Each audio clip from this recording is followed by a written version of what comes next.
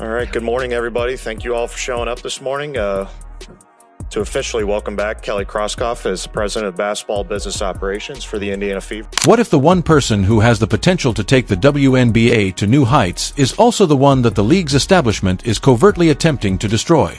Although it may seem like a delusional fantasy, millions of fans believe that Caitlin Clark is the target of a covert war due to a string of startling on-court incidents, acrimonious off-court remarks, and a ruthless, heartless decision from the highest levels of authority. The reality of this developing story is much darker and more complicated than anyone could have predicted, exposing a league at odds with its own prosperity. The Indiana Fever's selection of Caitlin Clark with the first overall pick was hailed as a historic moment that would change the course of women's professional basketball. She wasn't your average gifted rookie. She was a rating supernova and a cultural force of nature who had radically altered college audiences and record books. MLB playoff games and Stanley Cup finals were not drawing as many spectators as her contests. The league was forced to switch from commercial planes to private charters by her alone. She was the golden goose, the selected one. Veterans had been calling for this change for years. Tickets on the secondary market were rising to previously unheard of sums, and arenas that used to have seas of empty seats were selling out in minutes. The impact of Caitlin Clark was immediate, palpable, and genuine. Everything was lined up for a magnificent coronation, a hero's entry into the professional ranks that would elevate the sport as a whole. Instead, though, she was brutally and unrelentingly baptized by fire. A gauntlet replaced the welcome mat that had been removed from beneath her. It was terrifyingly obvious from her first game that this would not be a smooth adjustment.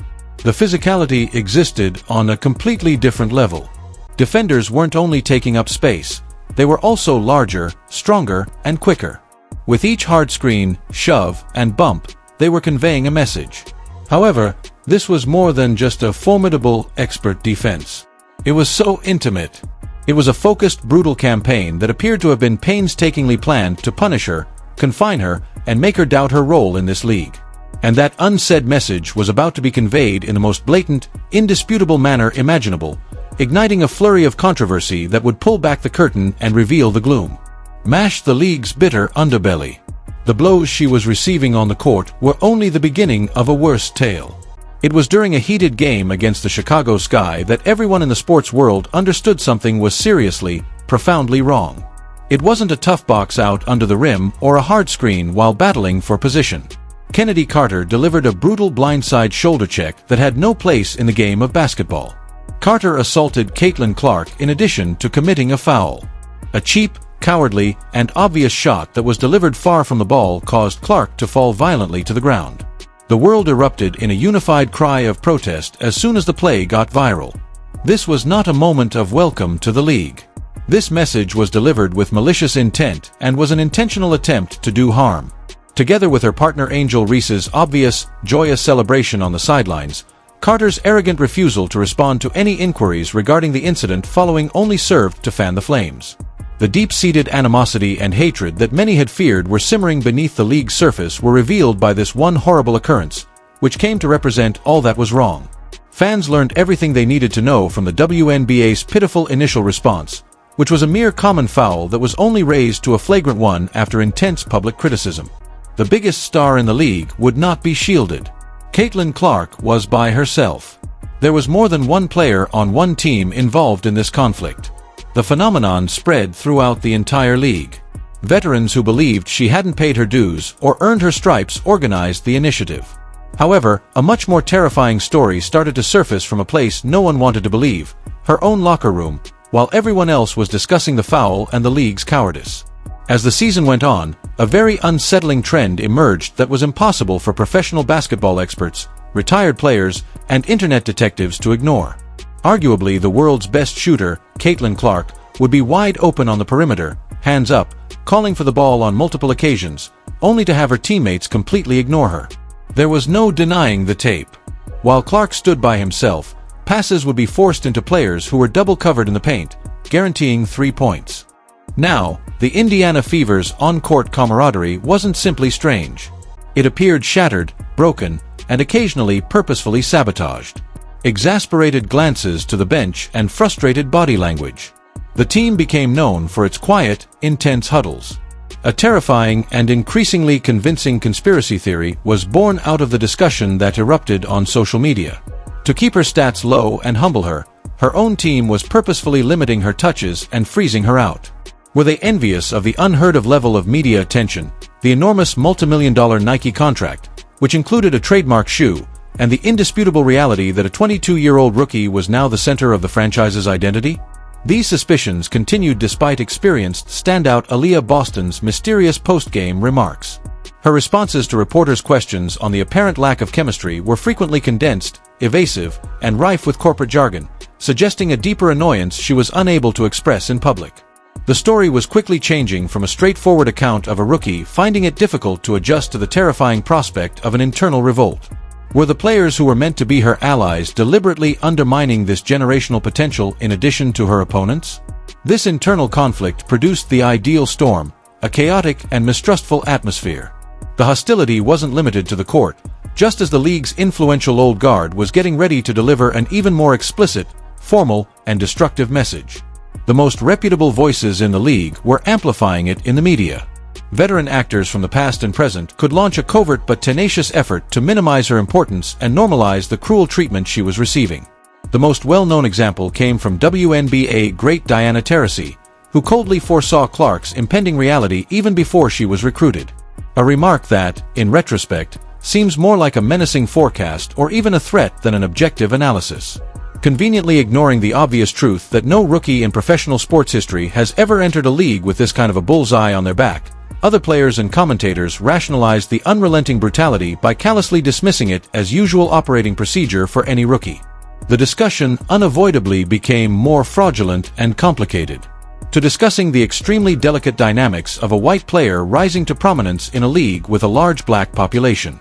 The amazing legacies of the black women who had labored in relative obscurity for years to construct the WNBA from the ground up were unjustly and unintentionally obliterated by the media's unrelenting savior narrative, as many correctly noted. This led to a perfect storm of righteous outrage, cultural friction, and professional jealousy. It turned into an ideological struggle between the new phenomena, which marked a profound change in the financial and cultural environment of sports, and the old guard, who thought their enormous achievements were being ruthlessly ignored. She wasn't the rising tide that lifts all boats to them. She was a tidal wave of hype that threatened to destroy everything they had worked so hard to create.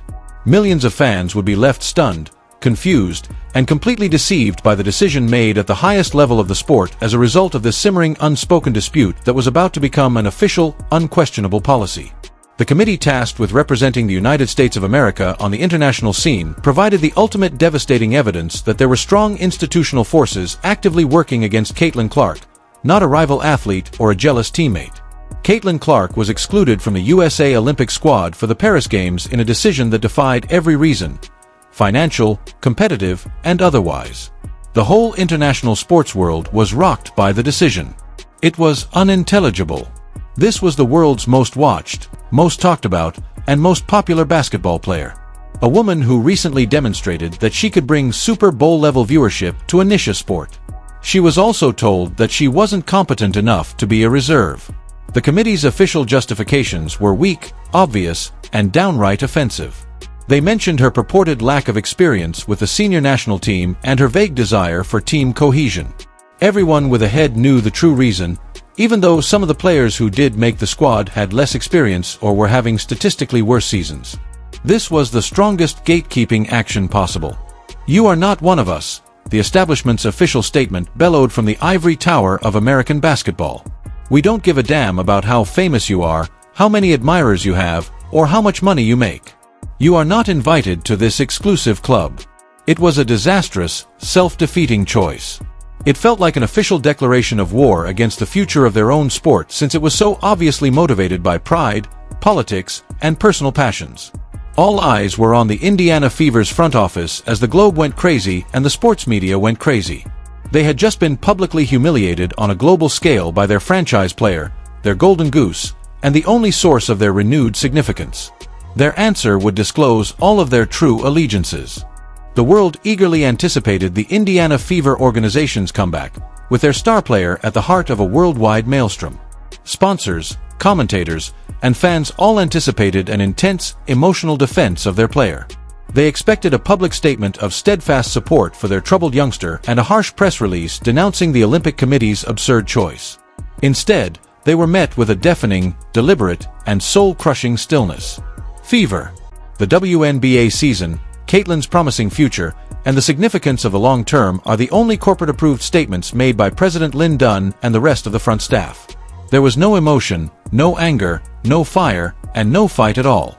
And the actual awful choice from the video's title was eventually exposed in that terrifying moment of inaction. It wasn't a contentious roster snub or a single hard foul. The Indiana Fever made the tough strategic decision not to fight for their most precious asset. Instead of standing up for the individual who was financially supporting their team's comeback on their own, they opted to play the political game to avoid upsetting the league's influential and resentful elite. It was a crushing betrayal, an unequivocal statement to Clark that she was not a player to be defended and supported but rather a commodity, an asset to be controlled and profited. They eagerly packed their arena to the rafters and sold her jerseys by the truckload. However, they recoiled and retreated when it came time to defend her against the firmly established old guard. This callous economic calculation demonstrated that even her own organization was prepared to temporarily jeopardize her well-being in order to preserve their precarious position within the league's strict and merciless power system. The Olympic snub and this intentional quiet revealed a horrifying reality about the brutal nature of professional sports. A fundamental clash between two strong opposing forces is at the heart of the entire expansive conflict. The inflexible established culture and the unstoppable money machine. The money is Caitlin Clark. Her rookie wage is a startlingly meager $76,000, which she probably makes back for the league in a single game's quarter. She is individually in charge of bringing in tens of millions of dollars for the WNBA as a whole. Because she is on the opposite team, teams that used to play in front of small crowds in tiny college gyms are now packing 20,000-seat NBA arenas. Her participation is nearly completely responsible for the league's national television rights contract, which is expected to increase in value from a measly $60 million to possibly over $240 million. She is the most valued asset in the history of women's professional sports by any possible financial metric. However, she faces a strongly ingrained culture and an old generation of executives and veterans who feel ignored, humiliated, and fiercely opposed to the drastic change she stands for. Her quick ascent is perceived by them as a personal insult, a challenge to their established hierarchy and their hard-earned history rather than as a gift to the sport. The league is currently engaged in a perplexing, self-destructive paradox. It seems fundamentally hesitant to accept the cultural transformation that unavoidably comes with Caitlin Clark, despite its intense desire for the money, significance, and mainstream exposure she provides. From the Olympic Selection Committee to the league's own front office, important decision-makers seem to be putting the damaged egos of a few influential veterans ahead of the long-term financial stability and rapid expansion of the entire business. A league at war with itself, with its biggest star caught in the crossfire, is revealed by this battle, which makes no business sense at all. What does Caitlin Clark's future in the WNBA realistically hold, given her avowed opponents on the court, the possibility of coldness in her own locker room, and the league office's shocking choices that go against its own best interests? One of the most exciting, turbulent, and high-stakes sagas in contemporary sports history is taking place right now. Caitlin Clark is both the WNBA's largest apparent issue and its undeniable salvation. She is a generational athlete with unicorn skill who must contend with a highly physical style of play on the court, intensive media scrutiny, and a larger sports discussion that frequently puts her at the center of opposing narratives. There is no turning back at this crucial juncture for the league. This new generation of superstar visibility contributes to unparalleled growth, worldwide recognition, and significant financial expansion. The other route is one of custom, established hierarchy, and opposition to quick change. There won't be a single plot point or choice that determines what occurs next.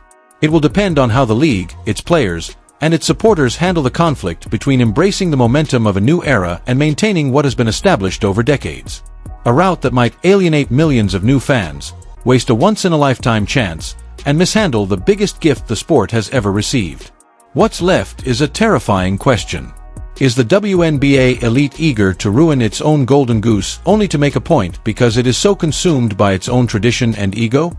Or is this unrelenting, cruel, and seemingly never-ending trial by fire a covertly planned tactic to turn her into a legend so indisputable, resilient, and unstoppable that she can no longer be disregarded or denied? In addition to defining Caitlin Clark's career, The answer to that issue will affect the WNBA's overall destiny. Please share your thoughts in the comment section, subscribe, and enable all notifications so you don't miss anything. We'll see you in the next one after you click the video on the screen.